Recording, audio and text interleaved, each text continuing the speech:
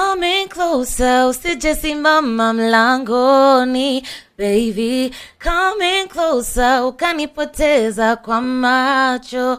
Baby, coming closer. Hi guys, it's your girl Miss Kamweru, and I am here for Artist Spotlight.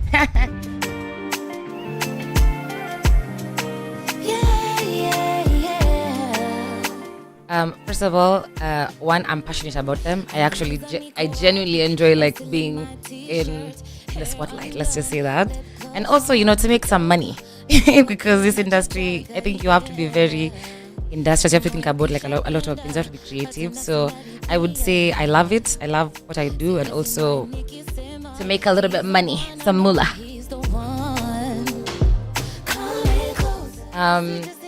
I guess they kind of all feed into each other. For you to be a good actor, a good voiceover artist, you also have to be kind of a good vocalist.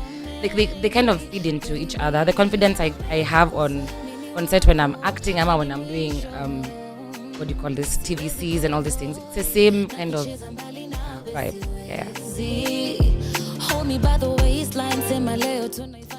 Band BeCa was always, I'd say, a safer bet, because for two people, so like the energy was more than, of course, you have as a solo artist. Honestly, the vibes were amazing. BeCa and I were like really, really close. We're like sisters, so it was honestly fun. It was so much fun.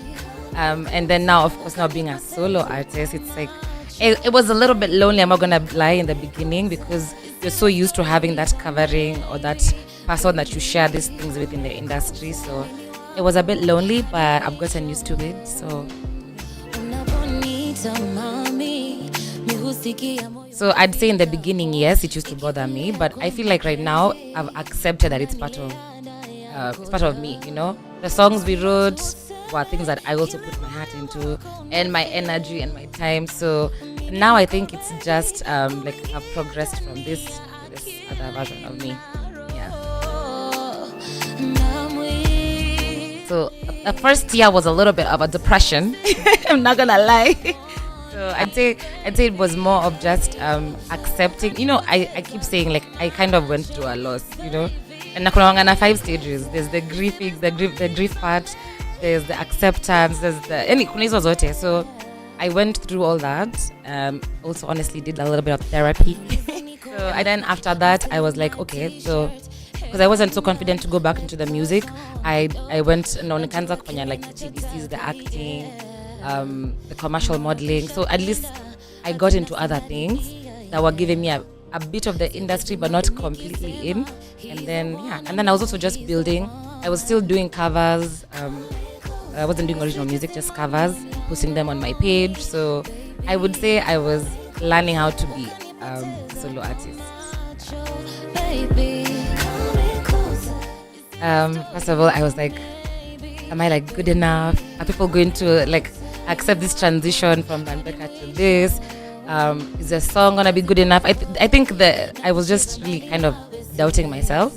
But I was fortunate enough to have a good team of people that at least were very encouraging. Were like, just do your best. Just put yourself out there.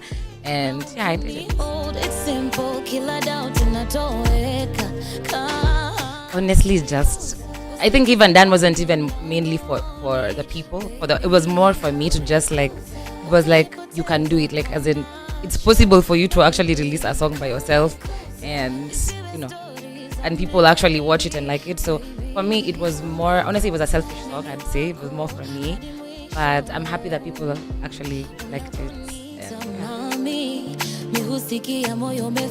Hey, let me tell you, that song by there was very actually all my songs are personal, but that one, I remember it was I think it was a declaration that I'm not going back to that relationship. And I was telling my friends that they just relationships, you keep going and going, like those toxic relationships. So I was like, this is the song, so I'm not going back to this person. But yeah, that's Enda Ukienda kabisa, everything. No, I feel like it's not really harsh. It's just, it is what it is. If you date an artist, by the way, be ready. Be ready.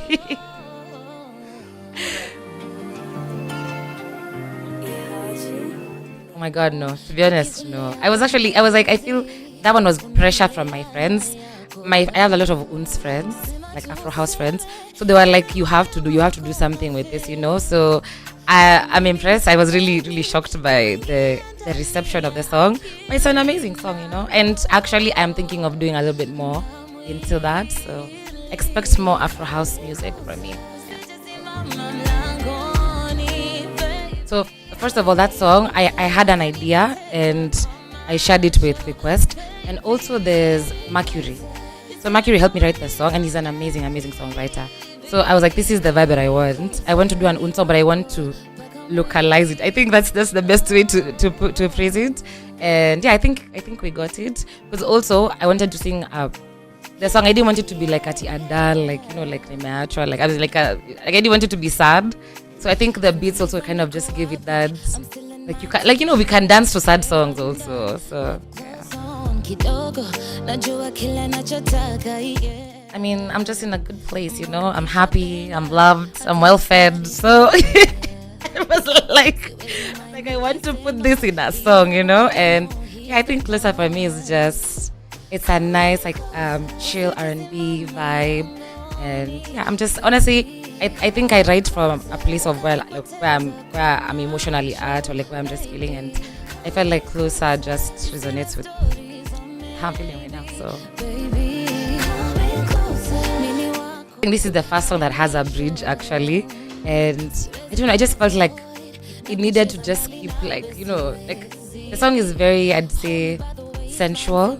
So I wanted it to get to that climax, that part. So I mean, I feel like the bridge actually is my favorite part, by the way. The bridge to the last chorus, because it's intense, Let me tell you, by the way, and it's so crazy because he had that alikuanga na hiyo song beforehand.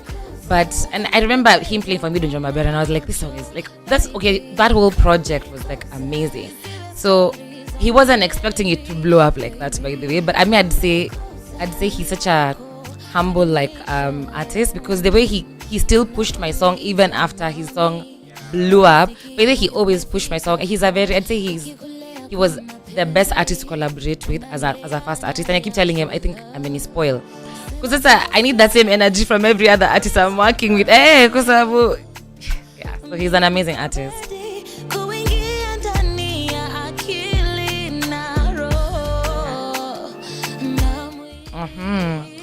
Yeah, so Kamweru is an instrumentalist, vocalist. So we've done a couple of gigs together, actually, more acoustic. So we did acoustic versions of all my songs on YouTube, and yeah, I think he's amazing.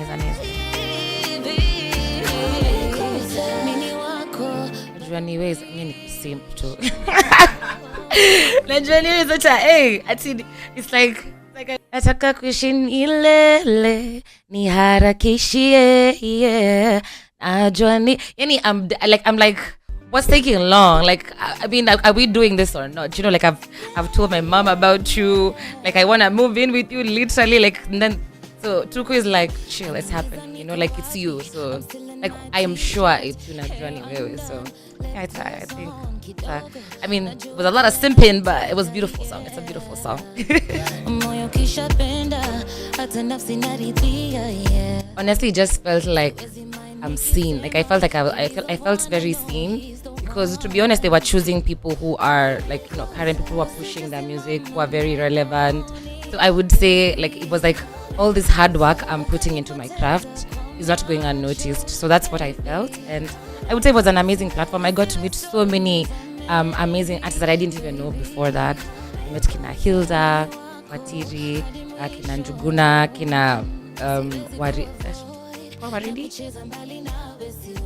Yeah, anyway, so like a lot of very talented artists, and also collaborations are gonna come from that as well. So yeah, for sure.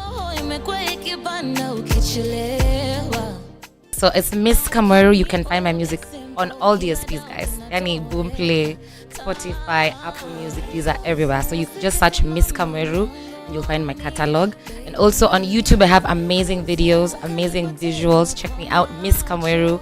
Yeah, and follow me on socials, TikTok, Instagram, Twitter, everywhere, Miss Kamweru.